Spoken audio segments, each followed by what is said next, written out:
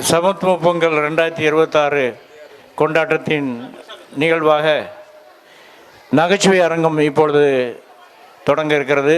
நிகழ்ச்சியை தொடங்கி வைப்பதற்காக லிட்டில் ஃப்ளவர் கல்வி குடும்பங்களின் தலைவரும், மாவட்ட மைய நூலக வாசகர்வட்ட தலைவரும், பன்னாட்டு மத சுதந்திர கூட்டத்தின் தலைவரும், நாமும் தெரிந்து கொள்வோம் இயக்கத்தின் தலைவரும், இப்படி பல்வேறு பொறுப்புகளை தன்னகத்தை கொண்டு ஒரு மாபெரும் இயக்கமாக இயங்கி வருகிற நம்முடைய ஐயா மரியசூசி அவர்களுக்கு அவர்களை வருக வருக என்று வரவேற்று, கலை பதிப்பகத்தின் பதிப்பாசிரியரும் மேனாள் சுத்தமல்லிய அரசு மேல்நிலைப்பள்ளியினுடைய கணிதாசிரியருமான கலை பதிப்பகத்தின் பதிப்பாசிரியருமான பாப்பா குடியார் அவர்கள் இப்பொழுது பொன்னாடை போர்த்தி வருக வருக என்று வரவேற்று சிறப்பு செய்கிறார்கள்.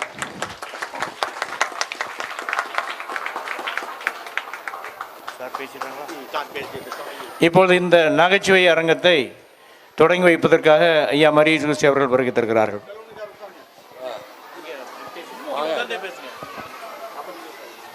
உட்காந்து பேசுவா?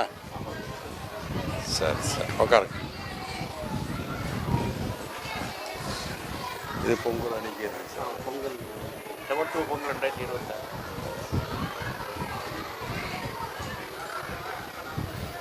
அனைவருக்கும் வணக்கம்.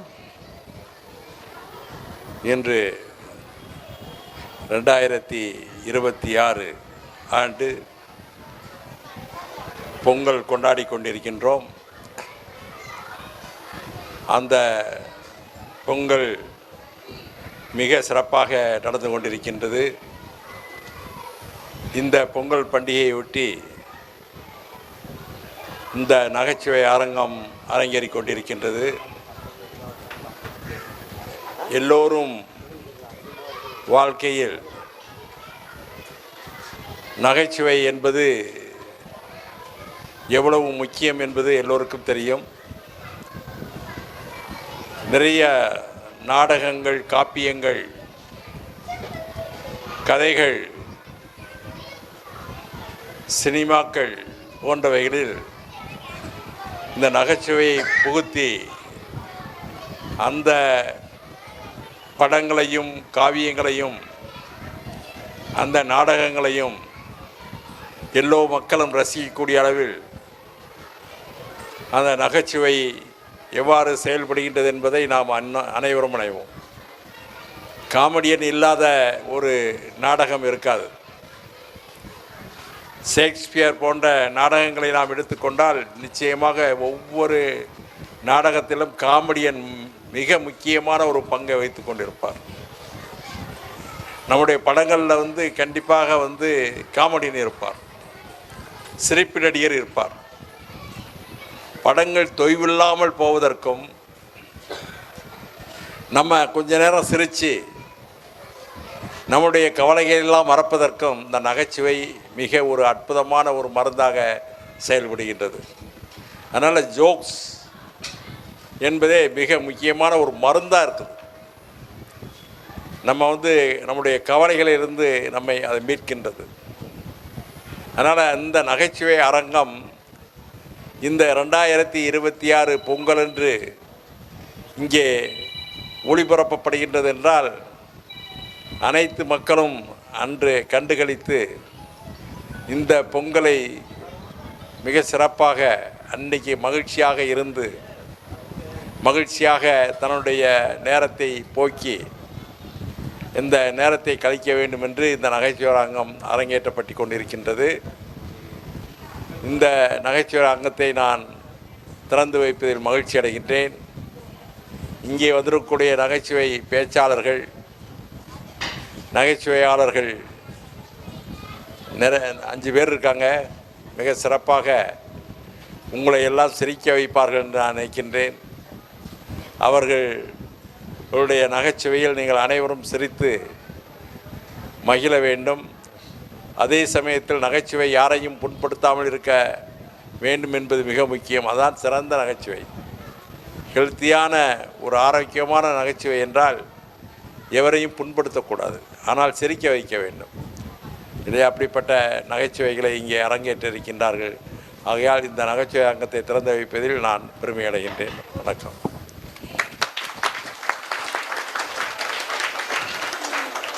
மிக சிறப்பான ஒரு நகைச்சுவை அரங்கத்தை தொடங்கி வைத்து பெருமை சேர்க்கிற லிட்டில் ஃப்ளவர் கல்வி குழுமத்தினுடைய சேர்மனும் சமய நல்லிணக்க காவலரும் மாவட்ட ஆட்சியரால் பல்வேறு சிறப்புகளை பெற்றிருக்கிற பெருமைக்குரிய நம்முடைய கல்வியாளர் மரியசூசை அவர்களே, இந்த நிகழ்ச்சியிலே நகைச்சுவை துணுக்குகளை சொல்வதற்காக வருகை தந்திருக்கின்ற அறிஞர் பெருமக்களே, அற்புதமான கவிஞர் பாப்பாக்குடி ரா செல்வமணி அவர்களே மற்றும் பள்ளியினுடைய தலைமை ஆசிரியை கலாவதி அவர்களே, ஆசிரியர் பெருமக்களே, மாணவ மண்மையை செல்வங்களே, உங்கள் அனைவருக்கும் முதற்கண் வணக்கத்தை கூறி இந்த நகைச்சுவை அரங்கத்தை தொடங்குவதிலே உண்மையிலே பெருமையும் பூரிப்பும் அடைகிறோம்.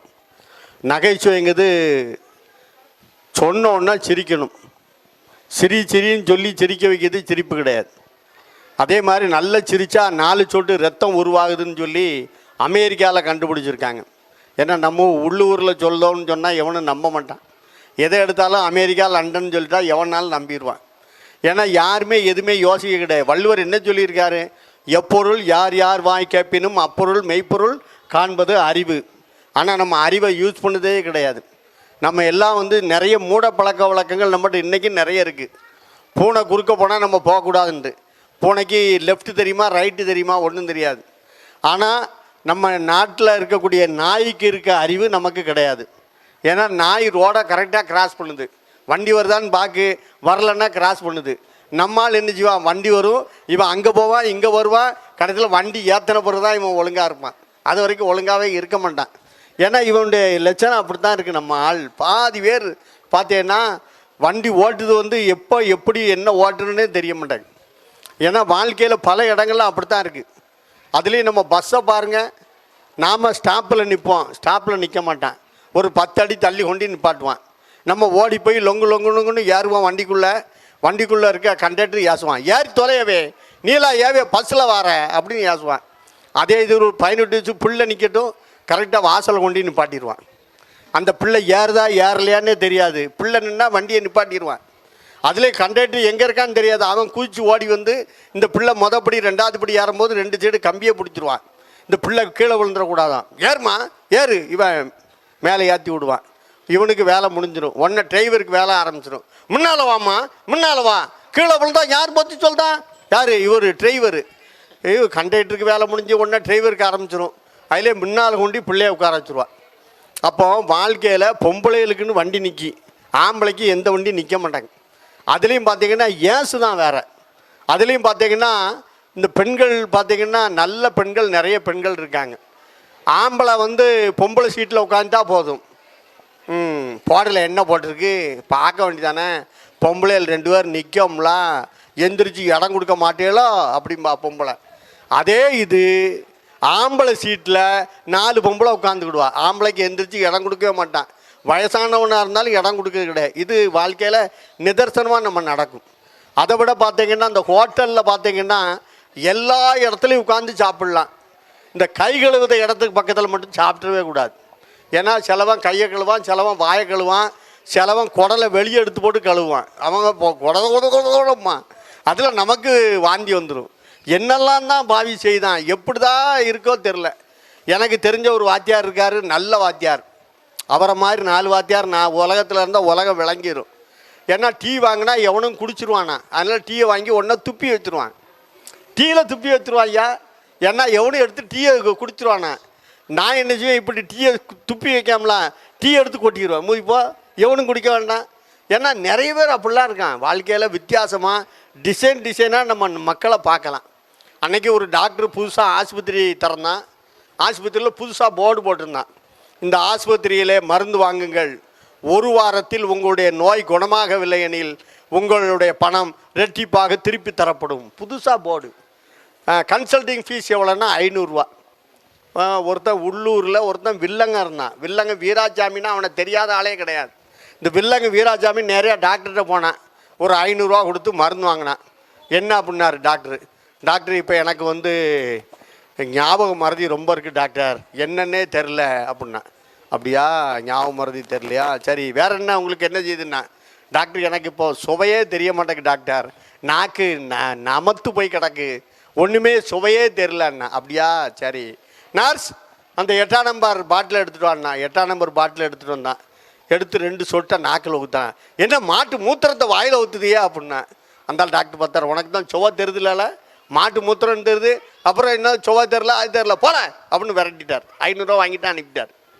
இவன் 500 இழந்தவன் யோசிச்சுக்கிட்டே இருந்தான், அப்படியா இந்த டாக்டரை அடுத்த வரை எப்படி ஏமாத்திடணும்ட்டு அடுத்தால ஒரு 500 கட்டினான். கட்டிட்டு டாக்டர் இப்போ என்ன அப்படின்னாரு, இப்போ எனக்கு ஞாபகம் மறதி ரொம்ப இருக்குது டாக்டர், உங்கள் ஆஸ்பத்திரி தெரியாமல் பக்கத்து ஆஸ்பத்திரிக்கு போயிட்டேன், இப்போ தான் தெரிஞ்சு நம்ம ஆஸ்பத்திரிக்கு வந்திருக்கேன், எனக்கு எதாவது மாத்திரை கொடுங்கன்னார். மாத்திரை கொடுத்தாரு 1 வாரத்துக்கு. 1 வாரம் கழித்து வந்தான்.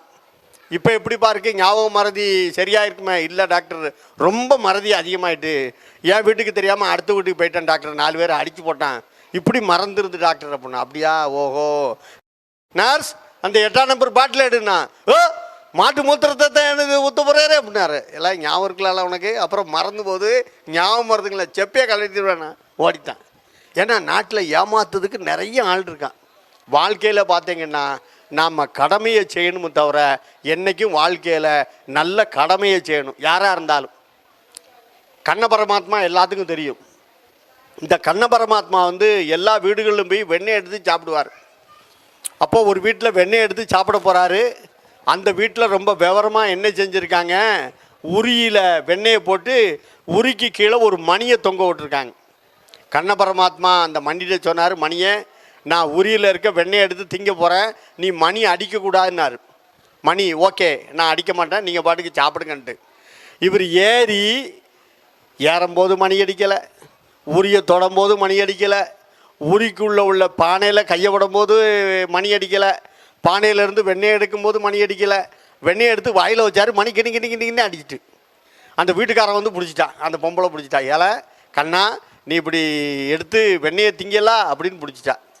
பிரச்சனை முடிஞ்சிட்டு கொஞ்சம் பொறுத்து எல்லாரும் போன பிறகு இந்த மணிகிட்ட கேட்டார், நான் தான் உன்ட்ட மணி அடிக்கக்கூடாதுன்னம்லாம், அதுக்கப்புறம் ஏன் அடித்தேன்னுச்சு. அப்போ தான் அந்த மணி சொல்லிச்சு, கண்ண பரமாத்மா நீ எல்லாம் சொன்ன நானும் ஓகேன்னு சொன்னேன், ஆனால் கண்ண பரமாத்மாவுக்கு வெண்ணெய் எடுத்து சாப்பிடும்போது நெய்வேத்தியம் ஆகுது, நெய்வேத்தியம் ஆகும்போது மணி அடிக்கணும், அதனால் நான் மணி அடித்தேன்னுச்சு. ஆகவே வாழ்க்கையில் சில கடமைகள் இருக்குது, அந்த கடமைகளை ஒழுங்காக செய்யணும். படிக்கக்கூடிய பையன் படிக்கணும், பாடம் நடத்துகிற டீச்சர் பாடம் நடத்தணும். பையன் பாடம் நடத்தி டீச்சர் படித்தா அது ஒப்பேறாது. அப்போ வாழ்க்கையில் யார் யார் என்னென்ன வேலையை செய்யணுமோ அந்த வேலையை செய்யணும். காலாண்டு பரீட்சைக்கு காலாண்டு படிக்கணும், அரையாண்டு பரீட்சைக்கு அரையாண்டு பரீட்சையே படிக்கணும், முழு ஆண்டுக்கு எல்லாத்தையும் சேர்த்து படிக்கணும். அப்பப்போ கொஞ்சம் கொஞ்சமாக படித்தா ஈஸியாக இருக்கும். ஒரு நேரத்தில் ஒரு தோசையை திங்கலாம், ஒரே நேரத்தில் 3 தோசையை திங்க முடியுமா? திங்க முடியாது. இப்போ குவார்ட்டர்லி பரீட்சையே குவார்ட்டர்லிக்கு படிச்சிடணும், ஆஃப் ஏலிக்கு ஆஃப் ஏலி, ஆனுவல் அப்படி படித்தா easy. Quarterly half yearly annual சேர்ந்து ஒரே வருஷத்தில் படித்தேன்னா அவ்வளோதான். புக்கு ஃபுல்லாக படிக்க என்ன செய்வேன்? இது ஒப்பேராது, நம்ம அடுத்த வருஷம் பார்த்துக்கிட்டு தான் உட்கார வேண்டியது வரும். ஆகவே அப்பப்போ நடத்துகிற பாடத்தை அப்பப்போ படிங்க. வாழ்க்கையில் தன்னம்பிக்கை இருக்கணும், விடாமுயற்சி இருக்கணும். விடாமுயற்சி தன்னம்பிக்கை இருந்தால் நம்ம வாழ்க்கையில் என்றைக்கும் முன்னேறலாம். ஒரு பெரிய குளம் இருந்துச்சு, குளத்துக்குள்ளே ஒருத்தன் விழுந்துட்டான், எல்லாரும் பார்த்துக்கிட்டு இருக்காங்க, யாருமே காப்பாற்றலை. ஒரு வயசான தாத்தா உள்ளே விழுந்து அந்த சின்ன பையலை காப்பாற்றி கொண்டு வந்துட்டார். ஒன்றா அந்த தாத்தாக்கு ஒரு பொன்னாடையை போற்றி மேடைக்கு கூப்பிட்டு போனாங்க. அவர் அங்கங்கே சுற்றி திரும்பி பார்த்துக்கிட்டே வந்தார்.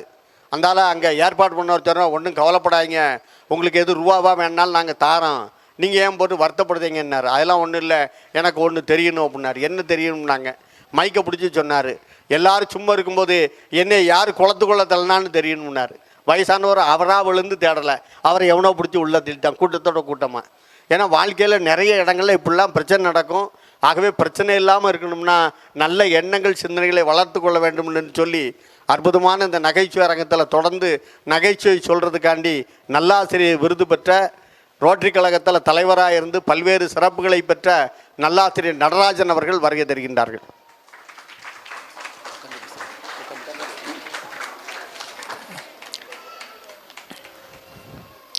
அனைவருக்கும் புத்தாண்டு வாழ்த்துக்கள்.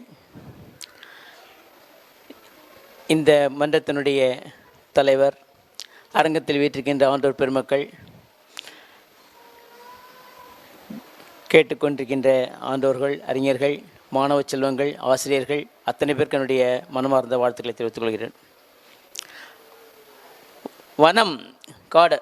வனத்துக்கு அழகு பசுமை, வார்த்தைக்கு அழகு இனிமை, குளத்துக்கு அழகு தாமரை, நம் முகத்துக்கு அழகு புன்னகை.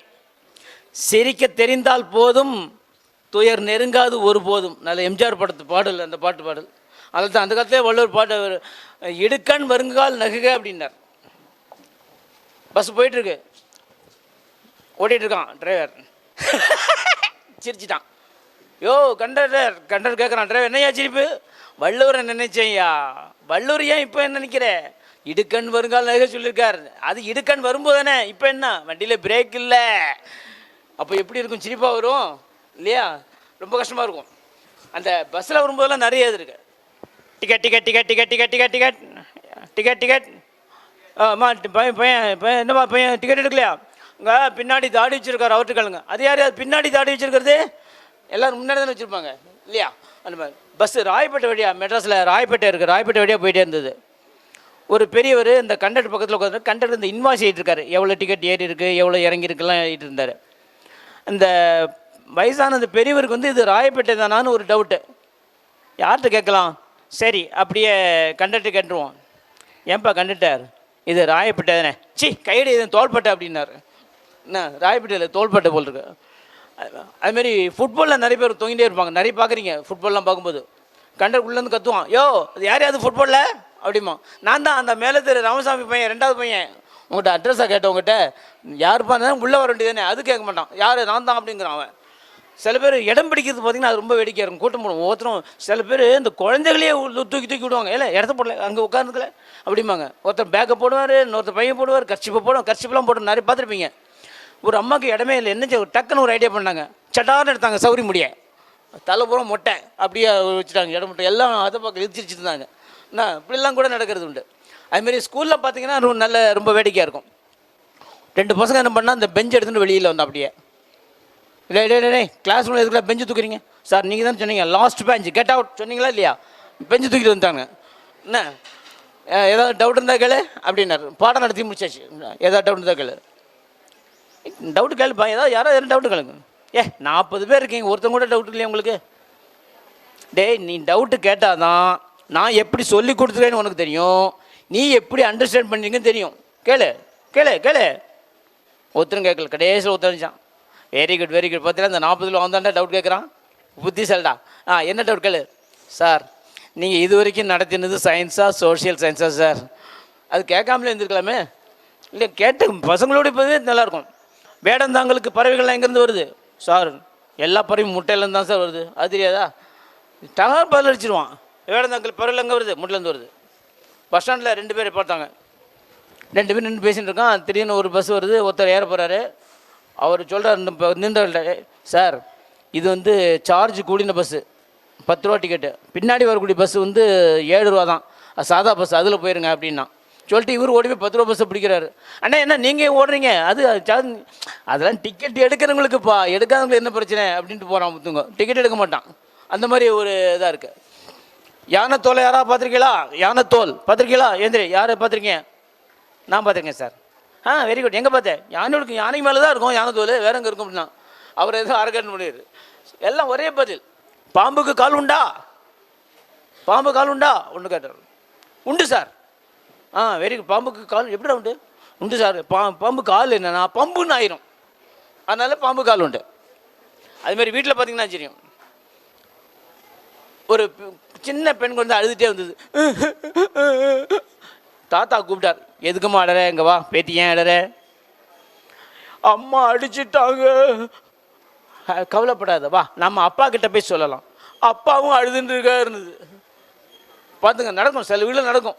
என்ன அதுமாரி பார்த்தீங்கன்னா பையன் அழுதுகிட்டே வந்து சொன்னான் அப்பாட்ட. அப்பா சமாதானப்படுத்துறாரு. ஏய் கவலைப்படாடா, அம்மா அடித்ததுக்கெல்லாம் நீ போய் இப்படியெல்லாம் அழலாமா அப்படின்னார். போங்கப்பா, நீங்களும் அடி தாங்கிடுவீங்க, வலி தாங்கிடுவீங்க, என்னால் முடியாதுப்பா அப்படிங்கிறான். அதெல்லாம் நடக்கும், வீடுகள் நடக்கும். மனைவி கேட்பாங்க, என்னங்க நான் இன்னைக்கு சாம்பார் வைக்கட்டுமா ரசம் வைக்கட்டுமா? நீ எது வேணாலும் போய் பெயர் நான் வச்சுக்கிறேன்ட்டான். என்ன சமையல் அப்படி இருக்கும் போல் இருக்கு. பாக்கெட்லேருந்து அப்பா கேட்குறேன், டே என் பாக்கெட்லேருந்து 100 ரூபா வச்சுருந்தேன், 10 ரூபா தான் இருக்குது. ஏப்பா நீங்கள் தானே சொன்னீங்க 100க்கு 90 எடுக்குன்னு சொன்னீங்கல்ல, 90 வரும். அவர் மார்க்க சொல்லி ரூபா எடுத்துகிட்டு போயிட்டான். அதுமாரி டாக்டர் ஜோக் நல்லாயிருக்கும். டாக்டர் பார்த்தீங்கன்னா ஒரு 2 பேர் பேசிக்கிறாங்க. சார் எல்லா டாக்டரும் கை விட்டாங்க சார். ஐயோ, அப்புறம் அப்புறம் என்ன, எவ்வளோ தூரம் கை விட்டாலும் என் பாக்கெட்லேருந்து ரூபா எடுத்துக்க முடியுதா? ஓ, கை விட்டாங்கிறது அந்த பதில் தான் போல இருக்குது, கை விட்டாங்கன்னு. என்ன நம்ம கை விட்டாங்கன்னா வேறு எதுவும் வைக்கிறோம். சார் உங்களை தான் நம்பியிருக்கேன் சார், பெரிய நல்லபடியாக ஆப்ரேஷன் பண்ணுங்கள் சார், நீங்கள் தான் எனக்கு தெய்வம் சார், கவலைப்படாதீங்க சக்ஸஸ் ஆயிரும், ஃபெயில் ஆனால் நான் உங்களை தெய்வமாக்கிறேன் அப்படின்ட்டான். அது வேறு பயமாக இருக்குது. ஆப்ரேஷன் தேட்டர் கூப்பிட்டு போகும்போதே ஒரு ஆணியில் ஒரு மாலையை போட்டிருக்காங்க. நர்ஸில் கேட்குறா இருந்தாலும், என்னங்க ஆணியில் மாலை போட்டு, இதுதான் அவருடைய முதல் ஆப்ரேஷன், இது சக்ஸஸ் ஆனால் மாலை டாக்டருக்கு, இல்லைன்னா உங்களுக்கு அப்படின்ட்டாங்க. அப்புறம் இந்த அங்கே உட்காந்துருவானவன் ஓடிடுவான் அப்படியே. எனக்கு டாக்டர் இந்த ஏப்பமாக வந்துட்டு இருக்கு, என்ன செய்ய ஏப்பம் வருது. உங்களுக்கு எப்போ இருந்து ஏப்பம் வருது? நிறைய பேர்ட்ட ரூபா வாங்கியாச்சுன்னா ஏப்பம் வருது, அவ்வளோதான். அப்போ எப்போ குடும்பம் தெரியாது இல்லையா? டாக்டர் அந்த வலது கால் ரொம்ப வலிக்குது டாக்டர். வயசாச்சு இல்லை, இடது காலுக்கும் அதே வயசு தானே. அவர் காலுக்கு வயசு சொன்னார், இவருக்கு வயசாகிருக்கும். குழந்தை ஒரு டாக்டர் எங்கேயோ குழந்தை பிறந்திருக்கும் பொழுது வார்டில் ஒரே கூட்டமாக இருக்குது. ஒவ்வொருத்தர் அந்த குழந்தைய வர்ணிக்கிறாங்க. ஹை, குழந்தை பாடா அப்பா மாதிரியே இருக்குடா, அம்மா மாதிரி, அந்த கண்ணை பாரு அம்மா மாதிரியே இருக்குல்ல, இந்த மூக்கை பாரு தாத்தா மாதிரி இருக்குது, தாத்தா மாதிரி அப்பா மாதிரி ஒருத்தர வர்ணிச்சிட்டு இருக்காங்க. திடீர்னு அந்த நர்ஸை ஓடி இருந்தாங்க. சாரி இந்த குழந்தை பக்கத்து வீட்டு குழந்தை பக்கத்து ரூமில் பிறந்தது, மாற்றி கொடுத்துட்டோம் அப்படின்னு கொண்டு போகிறாங்க. ஏற்கனவே எவ்வளோ வரணுன்னு பார்த்துங்க. ஹோட்டலில் நடக்கும். ஹோட்டலில் வந்து, யோ சர்வர் என்னையா தோசையில் கல் இருக்குது, அது கல் தோசை, ஒரே பதில். என்ன கல் இருக்கா, அது கல் தோசை, அவ்வளோ ஆயிரும். அதுமாதிரி சாப்பிட்றதுக்கு அது ஒன்று எதுன்னு கேட்பான், இட்லி வேணுமா, முடிச்சிடணும். ஆமாம் ஏதுனாலும் சரி. அதனால் இந்த மாதிரி நிறைய இருக்குது. பஸ்ஸில் வருது இந்த மாதிரிலாம் கவனம் பார்க்கணும், வீட்டில் இந்த மாதிரிலாம் இருக்குது. எதுனாலும் சரி, நல்ல வாழ்க்கைங்கிறது நல்ல சந்தோஷம் சிரிக்கணும். ஒழுக்கம் அது ரொம்ப முக்கியம். நான் பிள்ளைகள்கிட்ட கேள்வி கேட்டேன், அப்போது ஒருத்தன் சொன்னால் கத்தி அப்படின்ட்டான். இன்னொருத்தர்கிட்ட கேள்வி கேட்டால் அவனுக்கு கிணறுன்னான். இன்னொருத்தர் கேள்வி கேட்டேன் விஷம்னா. எனக்கே ரொம்ப குழம்பு போச்சு, என்னடா இப்படிலாம் கேட்குறீங்கன்னு கேட்டால் அங்கே என்னாச்சு, நான் கேட்ட கேள்வி உயிரை விட சிறந்தது எது அப்படின்னு தான் கேட்டேன். அப்போ உயிரை விடுறதுக்கு விஷம் நான் கத்தினாங்கிற அது இல்லை, உயிரினும் மேலானதுன்னு அப்புறம் தான் நாங்கள் பாடப்புத்தில் திருத்தினோம். அதனால் ஒழுக்கம் விழுப்பம் தரலான்னு, ஒழுக்கம் உயிரினும் ஓம்பப்படும். ஆகவே நீங்கள் ஒன்று பாருங்கள், திருவள்ளுவர் சொல்லியிருக்கார், பண்புடைமைன்னு ஒரு அதிகாரம் இருக்குது. அந்த அதிகாரத்துக்கு 100 மார்க்கு. அந்த 100வது அதிகாரம் டிசிப்ளின்னு பேர். DABCD 4வது எழுத்து இல்லையா, 4 I 19 எழுத்து. இப்படி அந்த டிசிப்ளின் எடுத்து கூட்டி பாருங்கள், டிசிப்ளின் மார்க் வந்து 100 இருக்கும். அதனால் பண்புடைமைங்கிற அதிகாரத்தை 100 வச்சுருக்காரு. அந்த டிசிப்ளின் இருக்கலாம். வாழ்க்கையில் ஒழுக்கம் முக்கியம். நல்லவங்க படிங்க, நல்ல பேரை வாங்க வேண்டும் பிள்ளைகளே. நாடு நமது. ஓகே, நாளை நமது. நன்றி, வணக்கம். அத்தனைக்கும் மீண்டும் பொங்கல் வாழ்த்துக்கள். நல்ல நகைச்சுவை சொன்ன நல்லாசிரியர் நடராஜன் அவர்களுக்கு பாராட்டுகள், வாழ்த்துக்கள். தொடர்ந்து கவிஞர் முத்துசாமி அவர்கள். அனைவருக்கும் வணக்கம். ஒரு குளத்துக்கரையில் ஒருத்தர் நடந்து போய்கிட்டே இருந்தார். தண்ணிக்குள்ளேருந்து ஒரு சவுண்டு, என்ன காப்பாற்றுங்க, என்ன காப்பாற்றுங்க, என்ன காப்பாற்றுங்க.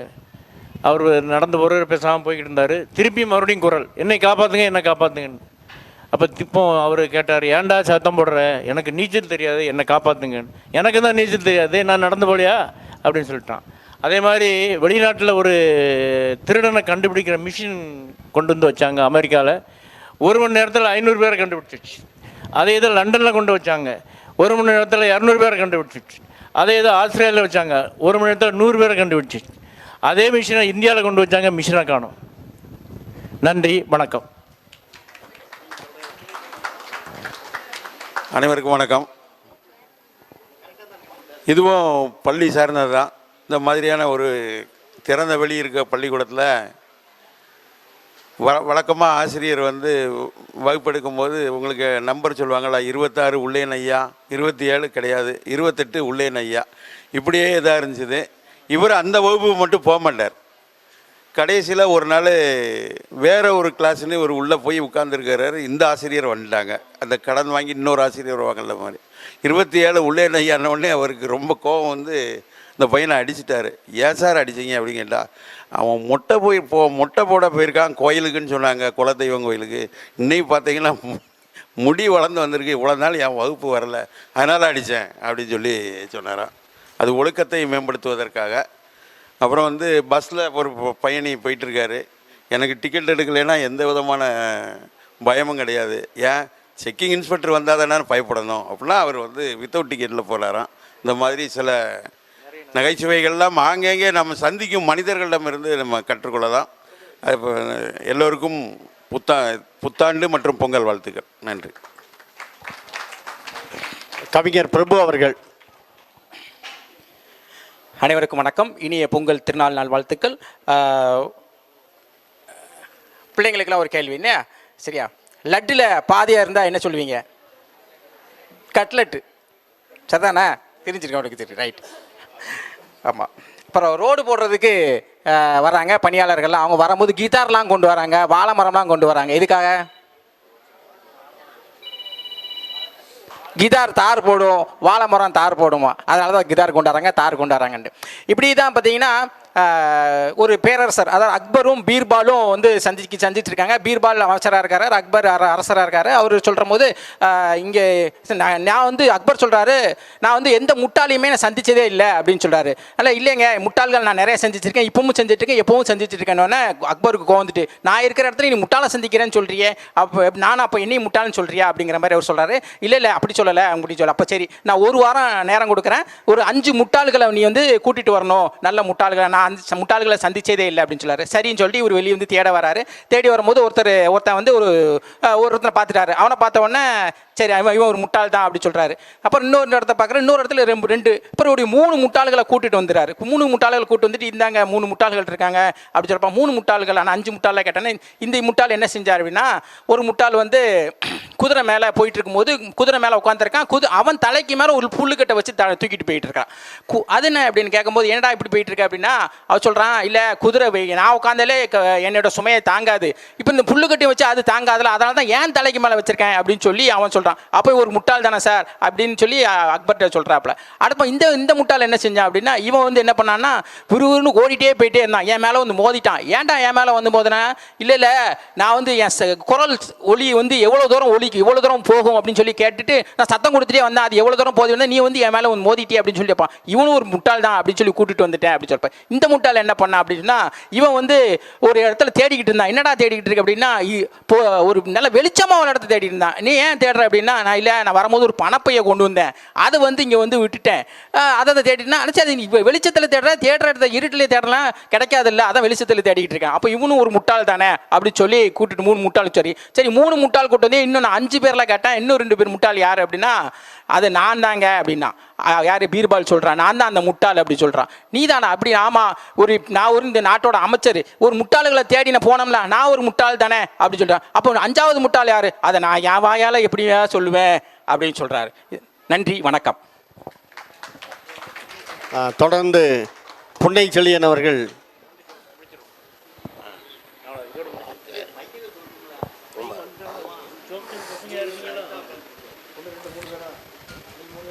அனைவருக்கும் வணக்கம்.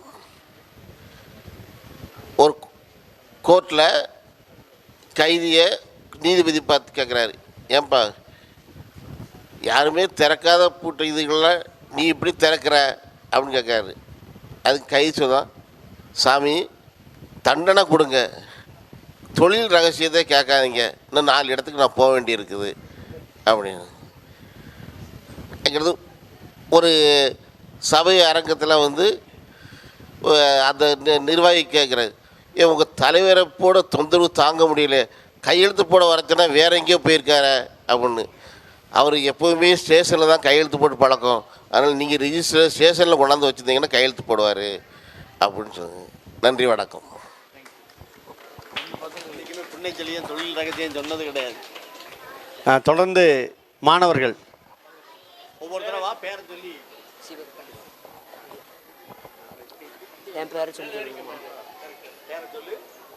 என் பேர் சிவபெருமாள். நான் இப்போ ஜோக் சொல்ல போகிறேன்.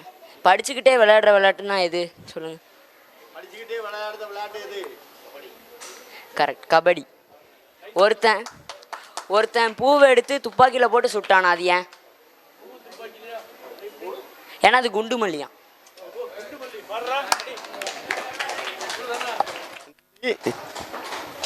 தொடர்ந்து. My name is Jaron. நான் 9th படிக்கேன். நான் இப்போ கடிஜோக்கு சொல்ல போகிறேன். 2050 உலகம் எப்படி இருக்கும்? வேற என்ன உருண்டையாக தான் இருக்கும்.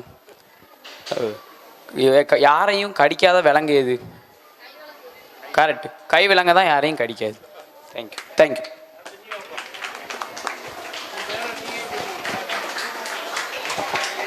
My name is R Subesh Raja. நான் 9th ஸ்டாண்டர்ட் படிக்க. இப்போ நான் ஜோல்கோவில் போகிறேன். சாப்பாட்டில் போட முடியாத சால்ட் எது?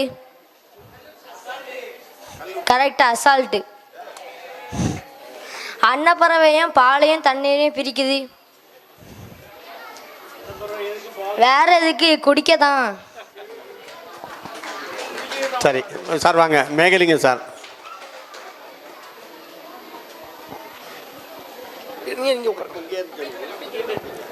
அனைவருக்கும் இனிய வணக்கங்கள், புத்தாண்டு நல்வாழ்த்துக்கள். இது ஸ்கூலில் இருக்கிறதுனால ஸ்கூல் ஜோக் சொல்லலான்னு ஒரே ஒரு ஜோக் மட்டும் சொல்லலாம் காலங்கருதி அப்படிங்கிறதுனால இது பண்ணுறேன். ஸ்கூலுக்கு ஒரு இன்ஸ்பெக்டர் வந்திருக்கிறாரு. பசங்கள்கிட்ட கேள்வி கேட்கலாம் அப்படின்னு சொல்லி வகுப்பறைக்குள்ளே ஒரு கேள்வி கேட்டிருக்காரு. கம்பராமாயணத்தில் ஜனகர் வில்லை உடைச்சது யாருப்பா அப்படின்னு கேட்டிருக்காரு. ஒரு மாணவன் எழுந்து, சார் நான் உடைக்கல. அந்த மாணவங்களை கேட்டிருக்காரு, ஒருத்தரும் பதில் சொல்லலை. ஒரு மாணவனை மட்டும் கையை கேட்டிருக்காரு, சார் நான் உடைக்கலை அப்படின்னு அந்த பையன் சொல்லிட்டான். என்னப்பா இந்த மாதிரி சொல்கிற அப்படின்னு சொல்லி, ஆமாம் சார் நான் உடைக்கலை அப்படின்னு மறுபடியும் சொல்லிட்டான் 3-4 தடவை. அதுக்கப்புறம் அந்த வாத்தியாரை கூப்பிட்டு, என்னப்பா ரொம்ப அற்புதமான ஸ்கூலு, ரொம்ப கம்பராமாயணம்லாம் இது சொல்லி எல்லாம் பண்ணியிருக்காங்கன்னு கேள்விப்பட்டு நான் கேட்டால் இந்த மாதிரி மாணவனை கேட்டால் சொல்கிறான் அப்படின்னு அந்த வாத்தியார்கிட்ட அவர் கேட்டிருக்காரு. மறுபடி வாத்தியாரும் பார்த்துட்டு, சார் அந்த பையன் நல்ல பையன், அவன்லாம் உடைக்கிற மாதிரி தெரியல, நீங்கள் தப்பான பையன்கிட்ட கேட்டீங்க அப்படின்னு வாத்தியாரும் சொல்லிட்டார். அவர் தலையில் இது பண்ணிட்டு, என்னப்பா ஸ்கூலில் மாணவரும் இப்படி இருக்கிறாங்க, வாத்தியாரும் அப்படி இருக்காருன்னு சொல்லி ஹெட்மாஸ்டர்கிட்ட போய் ரிப்போர்ட் பண்ணலான்னு சொல்லி கேட்டிருக்காரு. அவர் ஹெட்மாஸ்டரும் பார்த்துட்டு, சார் அந்த ஸ்கூலும் இந்த ஸ்கூல் நல்ல ஸ்கூலு, பையனும் நல்ல பையன், அந்த வாத்தியாரும் கரெக்டாக தான் இது பண்ணியிருக்காரு சொல்லியிருக்காரு, இதில் ஒன்றும் தப்பு இல்லை, அதனால நீங்கள் தப்பான இதாக இது பண்ணிட்டீங்க, அந்த பையன்லாம் அப்படி உடைக்கிற பையன் இல்லை அப்படின்னு அவரும் சொல்லிட்டார். இது என்ன ரொம்ப போச்சு, இந்த ஸ்கூலுக்கு தெரியாமல் வந்துட்டோமோன்னு சொல்லிட்டு அந்த டிஸ்ட்ரிக்ட் எஜுகேஷன் ஆஃபீஸர்கிட்ட போய் அவர் ரிப்போர்ட் பண்ணியிருக்காரு. என்ன சார் நீங்கள் சொல்லி அந்த ஸ்கூலுக்கு போனேன், இந்த மாதிரி கேள்வி கேட்டதுக்கு இந்த மாதிரி மாணவனும் சொல்கிறான், அங்கே இருக்கிற டீச்சரும் சொல்கிறாப்புல, ஹெட்மாஸ்டரும் சொல்கிறாரு. என்னென்னா அவர் பதப்பதத்து என்ன சொல்லிட்டாரு, ஐயா நான் உன்னை இதுக்கு தான் எங்கேயும் அனுப்புறதில்லை, ஏடா கூடாமான கேள்வியை கேட்டு இப்போ அந்த பையனுக்கும் சிக்கல், இப்போ அந்த பையன் பேரண்ட்ஸ்கிட்ட சொல்லி கூட்டு வந்துட்டான்னா நம்ம எல்லாத்துக்கும்லாம் பிரச்சனை, என்ன இந்த மாதிரி இடக்கு முடக்கான கேள்வியாக போய் நீர் கேட்பீருன்னு சொல்லி டிஏவும் சொல்லிட்டார். இவருக்கு என்ன பண்ணணும்னு தெரியல. வீட்டில் போய் அன்றைக்கி வீட்டம்மாட்ட சொல்லியிருக்கிறார், இந்த மாதிரி இன்றைக்கி எனக்கு போராத காலம், தெரியாத்தனமாக போய் ஸ்கூலில் கேட்டேன், நான் ஒன்றும் பெரிய கேள்வி கேட்கல, கம்பராமாயணத்தில் உள்ளது தானே கேட்டேன், இந்த மாதிரி சொல்லிட்டாங்க எல்லாரும். இன்னொன்று அந்த அம்மா பதப்பத்து போய் என்ன சொல்லிட்டாங்க, என்ன இந்த மாதிரி பண்ணியிருக்காங்க, அந்த ஸ்கூலில் தானே 3 நாளைக்கு முன்னாடி ஒரு கதா காலேஜ் நடந்தது, நம்ம கடைசி தெருவில் இருக்கிற கந்தசாமி தானே அந்த வில்லை உடைச்சாரு, இது அந்த மாணவர்களும் வந்திருந்தாங்க, டீச்சரும் வந்திருந்தாங்க, எல்லோரும் அந்த ஸ்கூலில் உட்காந்து கேட்டாங்க, இது கூட தெரியாமையாக இருக்கிறாங்க அப்படின்னு சொல்லி அந்த அம்மாவும் சொல்லிட்டு கடைசியில் அவரே ஐயோ இது என்ன இந்த மாதிரி பண்ணுறாங்க அப்படின்னு சொல்லி ரொம்ப இது பண்ணி கஷ்டப்பட்டு இது பண்ணியிருக்காரு. அதில் படிக்கிறத கரெக்டாக படித்து நல்ல ஒழுக்கத்தோடு இது பண்ணி வாழ்ந்தோம்னா அது எல்லாத்துக்கும் சிறப்பாக இருக்கும். இதுதான் வள்ளி சேர்மலிங்கம் அவர்கள். அனைவருக்கும் வணக்கம், பொங்கல் திருநாள் நல்வாழ்த்துக்கள். 2 ஜோக்கு தான்.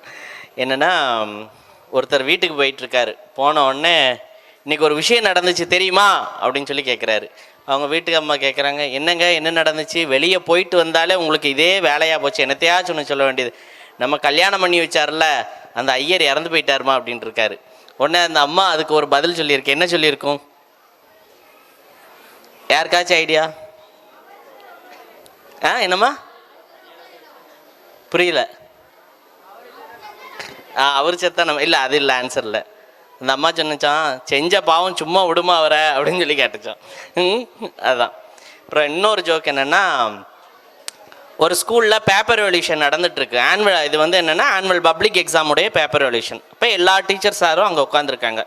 இப்போ ஒரு சாரனுடைய வழக்கம் எப்பயுமே என்னென்னா, அவருக்கு ஒரு 5 மார்க் கொஷின்னா அவருக்கு 10 லைன் எழுதியிருக்கணும்.